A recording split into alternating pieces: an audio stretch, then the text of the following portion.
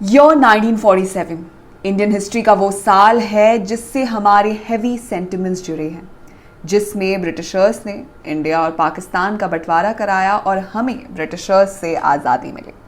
अब फ्रीडम कितने खून खराबे के बाद मिली ये तो हम जानते ही हैं, लेकिन उसके बाद भी इंडिया और पाकिस्तान के बीच किसी ना किसी मुद्दे पर झगड़ा चलता रहता है, जिनमें से एक मुद्दा जो सबसे टॉप पर है वो है कश्मीर का मुद्दा।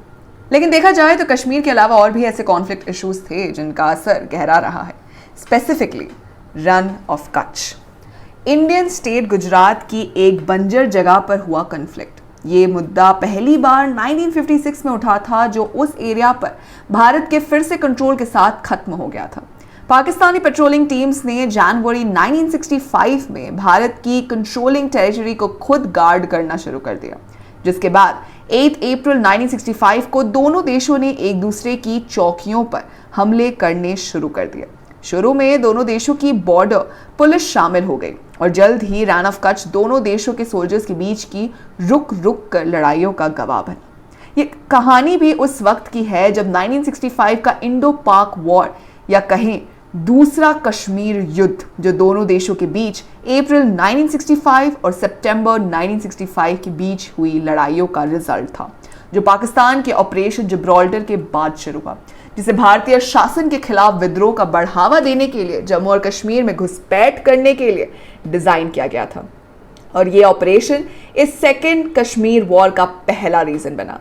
और जिस वक्त ये आर्ग्यूमेंट पॉपुलर हो रहा था कि युद्ध शुरू होने वाला है, उस वक्त इंडियन आर्मी के 5 सोल्जर्स की एक टीम को एक साथ पाकिस्तानी सेना की तैयारियों के बारे में इंफॉर्मेशन निकालने के लिए बॉर्डर पार पाकिस्तान भेजा गया था। 5 सोल्जर्स छुपते हुए दुश्मनों को बिना भनक लगाए खेतों के रास्ते से बॉर्डर पार करके पाकिस्तान की टेरिटरी में पहुंच गए। उस वक्त गन्ने की खेती चल रही थी, जो उन्हें छुपने के लिए एक अच्छा कवर दे सकती थी। वो 5 वही गन्ने के खेत में छिप गए, क्योंकि वही लंबी घास थी और उनके चारों ओर भी खेतों में गन्ने की ही खेती थी। खेत में घुटने तक पानी था, क्योंकि गन्ने की फसल में ज्यादा पानी का यूज होता है। उन्हें वहां पाकिस्तानी आर्मी के प्रोग्रेस के हिसाब से इंडियन आर्मी को उस रात इंफॉर्मेशन पहुंचानी थी, ताकि अगली सुबह इंडियन आर्मी अपने पूरे बारूद के साथ आगे बढ़ सके। लेकिन अनफॉर्चुनेटली उनमें से एक, जिसने कम्युनिकेशन वायरलेस पकड़ रखा था, वो फिसल गया और वायरलेस पानी में गिर गया। बैड लक उस रात उनके सर पर ही बैठा था, क्योंकि वायरलेस में कोई वाटरप्रूफ फीचर नहीं था, वो भी उस जमाने में, जिसकी वजह से उनके पास जो इकलौता मीडियम इंडियन आर्मी से कम्युनिकेट करने का था वो काम नहीं कर रहा था। उन्होंने उससे पानी सोखने की कोशिश की, लेकिन फिर भी उसने कोई जवाब नहीं दिया। 5 में से एक ने पहले सिग्नल सिस्टम के साथ काम किया था, लेकिन उनका वो टैलेंट भी यहाँ ज्यादा काम नहीं आ पाया। तो लास्ट में थक कर उनके पास सूरज के उगने और अपने रेडियो को सुखाने के लिए सुबह तक इंतजार करने के अलावा और कोई भी रास्ता नहीं बचा था। लेकिन इस बात से वो सोल्जर्स अच्छी तरह वाकिफ थे कि सुबह की रोशनी भी एक बहुत खतरा लेकर आ सकती है। सुबह का इंतजार करते हुए और बाकी लोगों की नजरों से बचने के लिए वो लोग गन्ने के खेत में पानी में लेट गए और सिर्फ उनके सिर पानी से बाहर निकले हुए थे। उनके पास खाने के पैकेट या पानी की बोतलें नहीं थी, क्योंकि ऑब्वियसली वो अपने दुश्मनों की टेरिटरी में पिकनिक की उम्मीद से नहीं आए थे। इसीलिए सोल्जर्स ने कच्ची फसल से गन्ने का रस से पेट भरने का सोल्यूशन निकाला।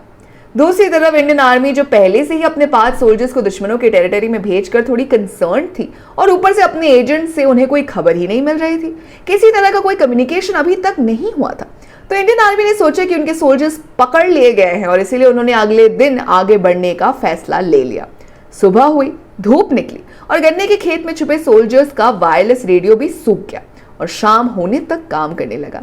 लेकिन तब तक पाकिस्तानी सेना भी आगे बढ़ चुकी थी और जिसकी वजह से वो अब उनसे पीछे हो गए थे और उनके दिमाग में एक दो बात थी, जैसे वो अब पाकिस्तान के अंदर थे और बॉर्डर की तरफ उनके आगे सैकड़ों पाकिस्तानी सैनिक पहरा दे रहे थे और उनकी सिचुएशन क्लियरली कह रही थी कि वो फंस गए हैं, क्योंकि वो किसी भी तरफ नहीं जा सकते। पाकिस्तान के और अंदर जाने का मतलब होगा अपने प्यारे देश में वापसी की सारी उम्मीदें खो देना। और बॉर्डर की तरफ उनके सामने एक बड़ी पाकिस्तानी बटालियन खड़ी थी। सोल्जर्स ने खेत में ही नीचे रहने का फैसला ले लिया और ऐसे ही एक रात और आ गई। रात में उन्होंने कुछ मदद की उम्मीद में भारतीय सेना से कांटेक्ट किया, लेकिन वो अब वेस्ट था, क्योंकि दोनों देशों की सेना एक दूसरे का सामना करने के करीब थी और अब इंडियन आर्मी के बॉर्डर से पीछे हटने का तो कोई मकसद ही बन सकता था, जिसका मतलब पाकिस्तानियों का पीछे हटना हो सकता है और जिससे वो बैरिकेड्स हटा दिए जाएंगे जो इन 5 सोल्जर्स के लिए लगाए गए थे। ये वो वक्त था जब उन्हें यह एहसास था कि इस समय से उनकी लाइफ अनसर्टन है।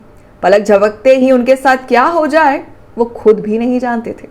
अगर उन्होंने थोड़ी सी भी अगर हरकत की तो कोई भी इंस्पेक्शन लाइट उन्हें रिवील कर सकती है।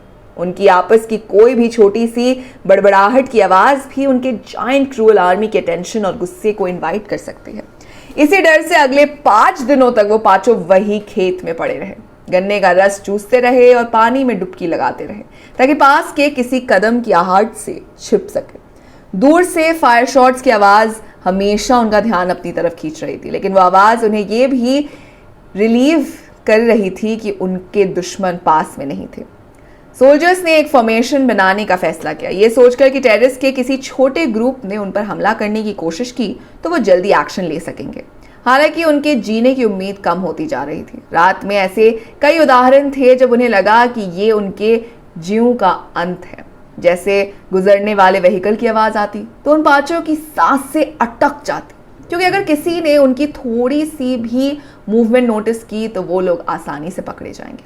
लगातार 6 दिनों तक पानी में डूबे रहने की वजह से उनके कपड़े लगातार गीले थे और गीले कपड़ों का शरीर से लगातार कांटेक्ट होने की वजह से उनकी बॉडी के हर हिस्से में खुजली होने लगी थी और उनकी स्किन बिल्कुल लाल हो गई थी।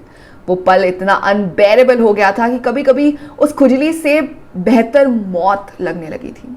6ठे दिन का सूरज भी बिना किसी चेंज के ढल गया था। उस रात को इंडियन आर्मी की ओर से एक उम्मीद भरा मैसेज आया कि उन्होंने थोड़ी देर के लिए पाकिस्तानी बटालियन का ध्यान बॉर्डर के दूसरे हिस्से की ओर अट्रैक्ट कर दिया था, लेकिन फिर भी रिस्क ज़्यादा ही है, इसलिए उन 5 को अपनी वापसी में किसी शानदार रास्ते की उम्मीद नहीं करनी चाहिए। कुछ दुश्मनों के अभी भी वहां होने का डर था, लेकिन सोल्जर्स ने सोचा कि अगर इस खुजली गीले कपड़ों से बचने और उनके देश वापस जाने का कोई मौका था तो वो यही था। कुछ घंटे अपनी जिंदगी का फैसला करेंगे। 5 ने अपने अंदर की लॉजिकल और ऑप्टिमिस्टिक आवाज को फॉलो किया और वो रेंगते हुए और छुपते हुए अपने रास्ते पर चल पड़े। भगवान का शुक्र है एंड में पहुंचने तक उन्हें कोई दुश्मन नहीं मिला, बस कुछ खाली बमबारी वाले व्हीकल्स मिले थे जिन्हें वो 5 अपने पास से गुजरने से पहले कुछ मिनटों के लिए किसी खतरे के लिए ऑब्जर्व कर रहे थे। 7वें दिन की सुबह का सूरज उन्होंने अपने देश में देखा था और इससे ज्यादा खुशी की बात उनके लिए और कोई नहीं थी। पाकिस्तान से आने के बाद उन सोल्जर्स ने एक बात नोटिस की कि दोनों देशों की फसल खेतों में कुछ अंतर नहीं था। उस समय ये बिल्कुल भारत जैसा दिखता था। उन्हें वो अपने होमलैंड में अपने गन्ने के खेतों जैसा ही लग रहा था और यहाँ तक कि उन्हें फसल के पैटर्न में भी कोई अंतर नहीं मिला। लेकिन जब वो लौटे उनके चेहरे पीले और स्किन लाल थी और इन बातों पर ध्यान दिया जाता अगर बॉर्डर पर वॉर ना चल रहा होता, क्योंकि फिर 8वें दिन सीनियर्स ऑफिसर्स ने उनकी पीठ थपथपाई और उन्हें एक और बटालियन के साथ अपने दोस्तों के साथ मोर्चे पर शामिल होने के लिए भेज दिया गया और एक ब्रेव इंडियन सोल्जर की तरह बिना किसी झिझक के उन 5 ने अपनी बटालियन को ज्वाइन किया। ऐसी डेडिकेशन और ब्रेवरी की कहानी से इंस्पायर्ड कोई सीन हमें रैम्बो फिल्म में देखने को मिल सकती है दोस्तों। तो बताइए आपको कैसा लगेगा। साथ ही अगर आपको वीडियो पसंद आई हो तो इसे लाइक कीजिए, दोस्तों के साथ शेयर कीजिए और फिल्मी दुनिया से जुड़े रहने के लिए सब्सक्राइब कीजिए हमारे चैनल बॉलीग्राज स्टूडियोज को।